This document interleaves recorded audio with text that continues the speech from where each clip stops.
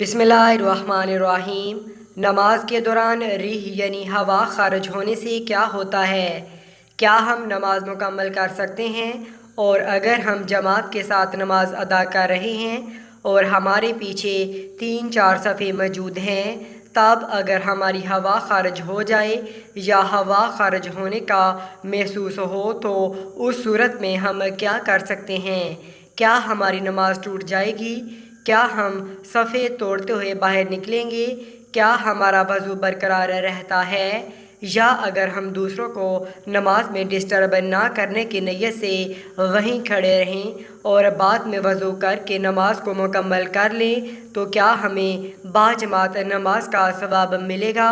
नाज़रीन गिरामी, ये ऐसे सवालात हैं कि जिनके बारे में पूछने से भी हम शर्माते हैं, और फिर जब कभी हमारे साथ ऐसा मामला पेश आए तो हम इल्म ना होने की वजह से अपनी नमाज ख़राब कर बैठते हैं, बल्कि अक्सर औक़ात तो हम सवाब की बजाय गुनाह ही हासिल कर लेते हैं। कुरान मजीद में 100 से ज़ायद मकामात पर नमाज का ज़िक्र आया है, जिनमें से 80 मकामात पर सरीहन नमाज का हुक्म वारिद हुआ है। जब अज़ान होती है तो हम अपना काम काज छोड़कर मस्जिद की तरफ रजू करते हैं ताकि हम नमाज अदा करके अपने गुनाहों की बख्शिश खुदावंद करीम से करवा सकें।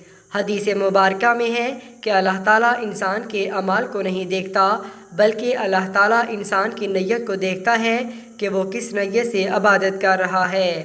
नमाज जैसे अहम फरीज़े की अदायगी के लिए बावज़ू होना और दौरान नमाज बावज़ू रहना नहायत ज़रूरी है।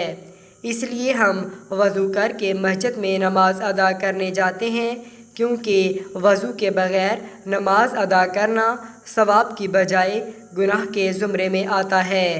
इसलिए हम जब भी मस्जिद में दाखिल होते हैं तो बावज़ू होते हैं। नमाज के लिए ज़रूरी है कि हम जिस जगह में नमाज अदा कर रहे हों तो इस जगह का पाक साफ़ होना ज़रूरी हो, वहाँ रोशनी होनी चाहिए। अंधेरे में नमाज अदा करना जायज़ नहीं है। हमारा जिस्म और कपड़ों का पाक होना भी ज़रूरी है। नमाज को अदा करते हुए भी हमारा वज़ू बरकरार होना ज़रूरी है। अगर नमाज के दौरान हवा खारिज हो जाए या जिस्म के किसी हिस्से से खून बह जाए तो ऐसी सूरत में हमारा क्या लाहे अमल होना चाहिए? आइए कुछ वाक़यात और अहादीस मुबारका से मालूम करते हैं। एक दफ़ा चंद लोग मस्जिद में नमाज अदा कर रहे थे कि किसी एक शख्स की हवा खारिज हो गई। जब हवा खारिज हो गई तो उसकी बदबू सारे कमरे में फैल गई। जो लोग नमाज अदा कर रहे थे सबको मालूम पड़ गया कि हम में से किसी न किसी बंदे का वज़ू टूट गया है, पर इन चंद बंदों में से किसी ने ये महसूस ना होने दिया कि किसका वज़ू टूट गया है। इसने शर्म के मारे नमाज न तोड़ी, बल्कि नमाज को जारी रखा। इसका पर्दा रखने के लिए ये चाहिए था कि वहाँ जो 2-4 लोग नमाज अदा कर रहे थे वो सारे वज़ू करके दोबारा नमाज अदा करते, ताकि इस बंदे को शर्मिंदगी ना होती और नमाज को फिर से अदा किया जाता। पर नमाजियों ने ऐसा ना किया। हमारे दीन इस्लाम में भी हुक्म है कि किसी के पर्दे को ज़ाहिर ना किया जाए जिससे इसकी दिल आज़ारी हो। लेकिन यहाँ सवाल दिल आज़ारी का नहीं है। जैसा कि हज़रत अली बिन तलक रज़ी अल्लाह तआला अन्हु से रवायत है कि हज़ूर नबी अकरम सल्लल्लाहु अलैहि वसल्लम ने फरमाया, जब तुम में से किसी की नमाज के अंदर हवा खारिज हो जाए तो छोड़कर चला जाए और वज़ू करके दोबारा नमाज पढ़े। इस हदीस मुबारका से मालूम हुआ कि नमाज में वज़ू टूट जाने की सूरत में अपनी जगह पर खड़े रहने की इजाज़त नहीं है, बल्कि वज़ू करके दोबारा नमाज में शामिल होने की तरगीब दी गई है। एक और रवायत में हज़रत आयशा सिद्दीक़ा रज़ी अल्लाह तआला अन्हा का बयान है कि हज़ूर नबी अकरम सल्लल्लाहु अलैहि वसल्लम ने इरशाद फरमाया, जिसे नमाज में कै नक्सीर या मज़ी आ जाए वो लौट कर वज़ू करे और जहाँ नमाज को छोड़ा था वहीं से शुरू कर दे, लेकिन इस दरमियान में कलाम ना करे। हज़रत आयशा सिद्दीक़ा रज़ी अल्लाह तआला अन्हा से ही मरवी एक हदीस मुबारका में दौरान नमाज वज़ू टूट जाने की सूरत में सफ़ों से निकल कर जाने के बारे में बताया गया है। نبی اکرم صلی اللہ علیہ وسلم نے ارشاد فرمایا، اگر کوئی نماز میں بے وضو ہو جائے تو وہ ناک پکڑ کر علیحدہ ہو جائے۔ حدیث سے واضح ہے کہ اگر کوئی مسلمان بھائی باجماعت نماز ادا کر رہا ہے تو اس کی ہوا خارج ہو جائے، چاہے وہ پہلی صف میں کھڑا ہو یا دوسری صف میں، اس کو چاہیے کہ نمازیوں سے الگ ہو جائے تاکہ اس کی بدبو سے دوسرے نمازی تنگ نہ ہوں۔ وہ دوبارہ وضو کر کے جماعت میں شامل ہو جائے اور اگر کوئی رکعت رہ جائے تو اسے بعد میں مکمل کر لے۔ بعض اوقات نماز میں وہم سا ہونے لگتا ہے کہ اس کی ہوا خارج ہوئی ہے، حالانکہ کچھ بھی خارج نہیں ہوتا۔ یہ شیطانی وسوسہ ہوتا ہے جو انسان کی نماز خراب کرنے اور اس میں عدم خشوع کے لیے پیدا کرتا ہے۔ اس لیے نمازی کو اس وقت تک نماز نہیں توڑنی چاہیے جب تک کہ اسے ہوا خارج ہونے کا یقین نہ ہو جائے۔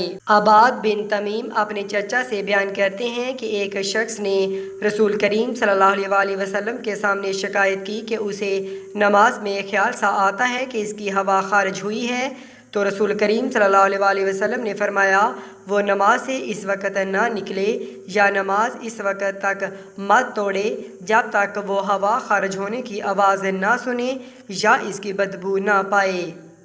حدیث سے یہ مراد نہیں کہ حکم آواز سننے یا پھر بدبو آنے پر معلق ہے، بلکہ مراد یہ ہے کہ ہوا خارج ہونے کا یقین ہو جائے، چاہے اسے آواز نہ بھی آئے اور بدبو نہ بھی سونگھی ہو۔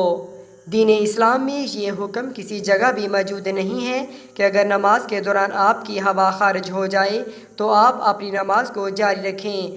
اگر آپ ایسا کرتے ہیں تو آپ ثواب کی بجائے گناہ کو حاصل کر رہے ہوتے ہیں۔